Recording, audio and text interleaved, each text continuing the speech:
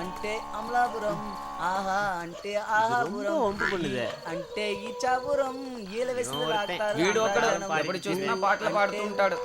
రేయ్ అక్కడ నిలబడతారా వచ్చాయి రాడా ఇక్కడ వాడా అదే చెప్తున్నారు కదా వచ్చాయి.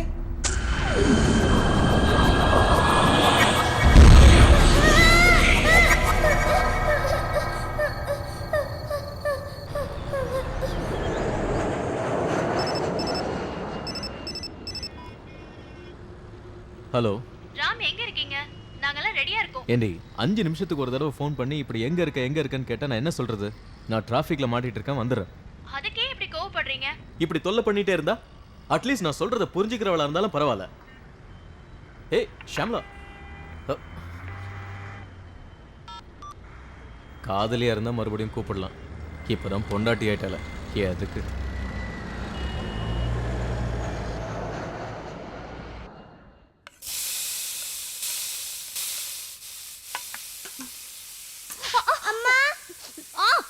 அம்மா Dress. இந்த வீட்ல எனக்கு ஹெல்ப் பண்றதுக்கு யாருமே இல்ல. எல்லாத்தையும் நான் தான் செய்யணும். கொஞ்ச நேரம் அமைதியா இருக்க மாட்டியா? முகத்தை எப்படி படி வச்சிருக்க? பேசாம உட்கார்.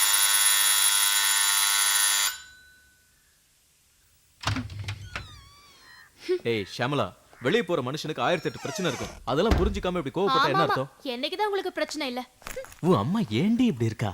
அப்பா நீங்க இனிமே வீட்லயே இருங்கப்பா. ஆஹா, டாடி வீட்லயே உட்கார்ந்துட்டு இருந்தா உனக்கு Dress வாங்குறதுக்கோ சாக்லேட்டுக்கோ காசு எப்படி வரும்? எங்க போற? அப்பா இதுல நிறைய காசு இருக்கு. உங்களுக்கு எவ்வளவு வேணுமோ எடுத்துக்கோங்க. போதுமா? இது போதும் செல்லம். உனக்கு Dress வாங்கிடலாம், சாக்லேட் வாங்கிடலாம். இந்த காசை வச்சு உன் கல்யாணத்தை கூட முடிச்சிடலாம். இவ சேட்டை ரொம்ப அதிகமாயிடுச்சு. அந்த ஹரிஷ் அடிச்சிட்டான்னு டீச்சர் கம்ப்ளைண்ட் பண்றாங்க. ஏய் அவ குழந்தை தானே? ஆமா, இப்படியே கொஞ்சிக்கிட்டு இருங்க. கார்த்திக் எங்க? யாருக்கு தெரியும்?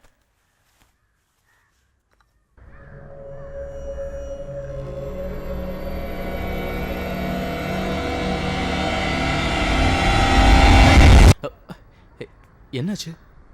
போ, அம்மா கூப்பிடுறாங்க. இவ்வளவு ஒரு சைக்காலஜிஸ்ட் கிட்ட காட்டுங்கன்னு சொல்றேன்ல. ஏய் கொஞ்சம் மெதுவா பேசு, பக்கத்து ஃபிளாட்டுக்குலாம் கேட்க போகுது. அதுக்காகலாம் சும்மா இருக்க முடியாது. இப்படிதான் பேசுவேன். அப்பா இவ்வளவு கட்டிக்கிட்டு படுற அவஸ்தை.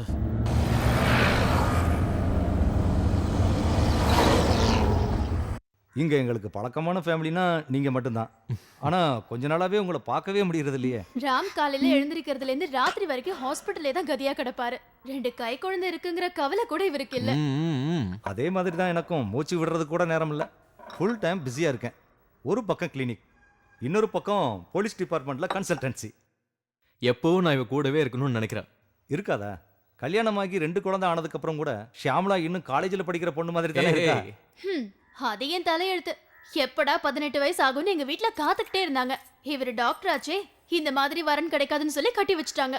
கல்யாணம் ஆனதும் எல்லாருக்கும் பேரம் பேத்தி வேணுங்கிற கவலை. இப்ப எல்லாருக்கும் ஹாப்பி.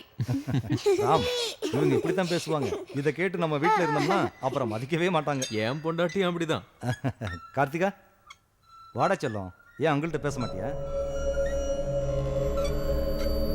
அவ எப்பவும் மூடி டைப்பாவே இருக்கா. புத்திசாலி குழந்தைங்கன்னா அப்படித்தான் இருக்கும்.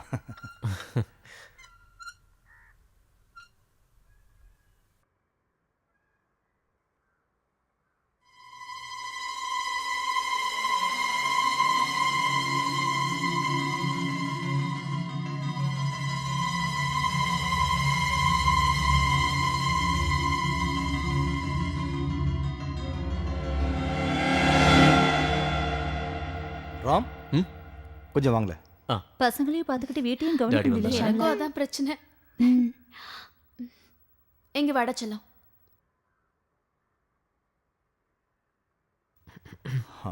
கவலைப்படுறதுக்கு ஒன்றும் இல்லை. கார்த்திகாவுக்கு இந்த வீடும் சிட்டி லைஃப்பும் ரொம்பவே டிஸ்டர்பன்ஸாக இருக்குது. அவள் சொந்த ஊரில் இருந்த வரைக்கும் இந்த மாதிரி இருந்திருக்க மாட்டா. இங்கே வந்ததுக்கப்புறம் தான் இவ்வளோ மாற்றம். இதெல்லாம் நேச்சுரல் தான்.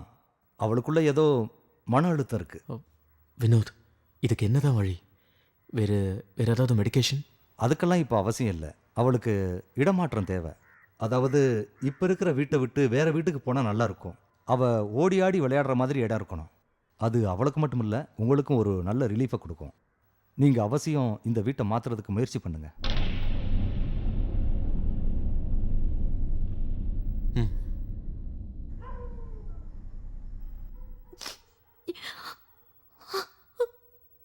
ஏய் இப்படியே அழுதுகிட்டு இருந்தா என்ன அர்த்தம்? நீ படிச்சவ, எல்லாத்தையும் கேஷுவலா எடுத்துக்க பழகிக்க. அதை விட்டுட்டு இப்படி அழுதுகிட்டு இருந்தா நல்லாவா இருக்கு? என்னால தாங்க முடியல. நல்லா புரியுதுமா. நாளைக்கு நம்ம ஒரு புது வீட்டுக்கு போறோம். வேற வீட்டுக்கு போறதுனால கார்த்திகாவும் சீக்கிரமா குணமாயிடுவான்னு டாக்டர் சொன்னது ஞாபகம் இருக்குல்ல? ஹே டோன்ட் கிரை.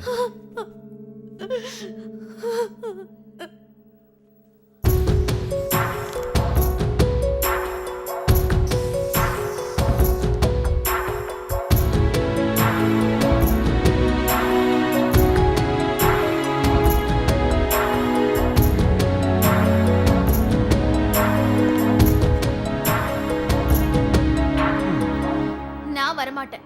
என்னால இனிமே முடியாது. நீங்களே போய் வீடு பாருங்க.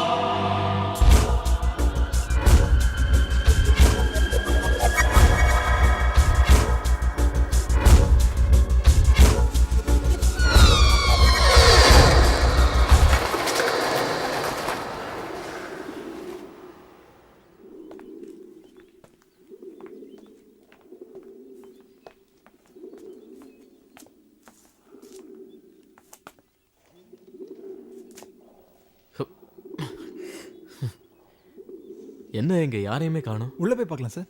சரி வா.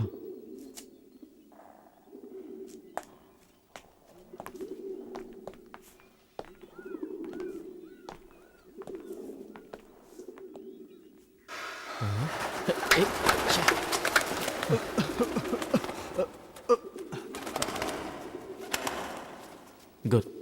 ரொம்ப அமைதியா இருக்கு. நல்ல ஸ்பேஷியஸா இருக்கு. கார்டன் கூட இருக்கு. எல்லாமே நல்லா இருக்கு. கிரேட் இல்ல? எது இப்படி ஒட்டடையும் தூசியமா இருக்கிற விட உங்களுக்கு நல்லா இருக்கா? ஷியாமலா இங்க வர்றதுக்கு முன்னாடி கொஞ்சம் இதை க்ளீன் பண்ணாலே போதும். சூப்பரா இருக்கும். ஏய் ஹரி, பேசாம இந்த இடத்த நாமளே சொந்தமா வாங்கிட்டானே. வா. ம்.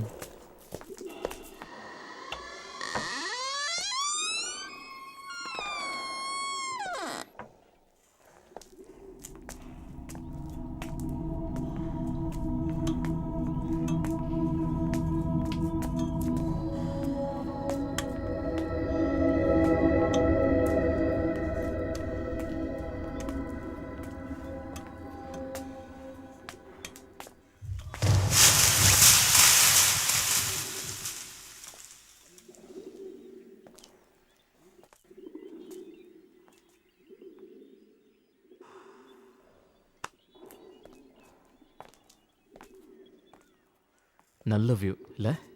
ஆமா சார்.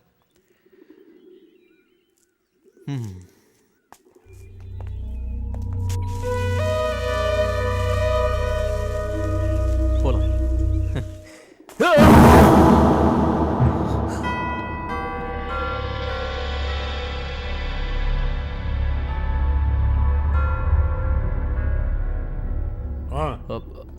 ஷாம், நாம இந்த வீடை பார்க்க வந்திருக்கோம் சொல்லு. நாங்க இங்க வீடு பார்க்க வந்தோம். போதும் நிறுத்து. அவர் சொன்னதே எனக்கு புரிஞ்சது. பேப்பர்ல விளம்பரம் பார்த்து வந்தோம். இந்த ஹவுஸ் ஓனர் யாருன்னு சொன்னீங்கன்னா? ஸ்டாலின். யார் அவரு? நான் தான். மிஸ்டர் ஸ்டாலின், இந்த வீடை விற்கிற ஐடியா உங்களுக்கு இருக்கா? ஏன் கேட்குறீங்க? ஒன்றும் இல்லை, இந்த வீட்டை விலைக்கு வாங்கலான்னு இருக்கேன். நான் கொஞ்சம் யோசிக்கணும்.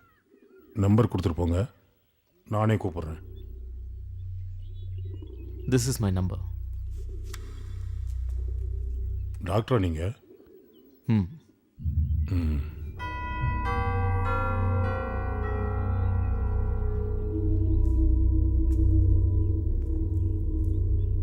இப்ப புது வீடு வாங்க வேண்டிய அவசியம் என்ன?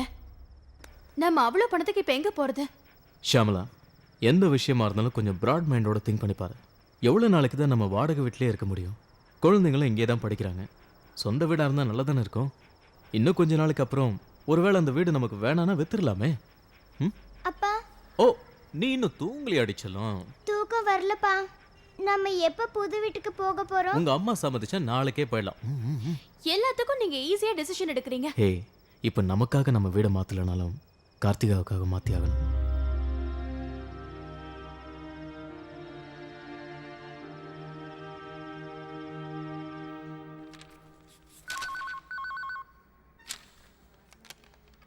ஹலோ டாக்டர் ராம்தாஸ் ஐயா. ஹலோ ஸ்டாலின், என்ன டிசைட் பண்ணீங்க? Okay, thank you thank you thank you. சரி சரி சரி, நான் வந்து பார்க்குறேன். ஓகே தென், பாய்.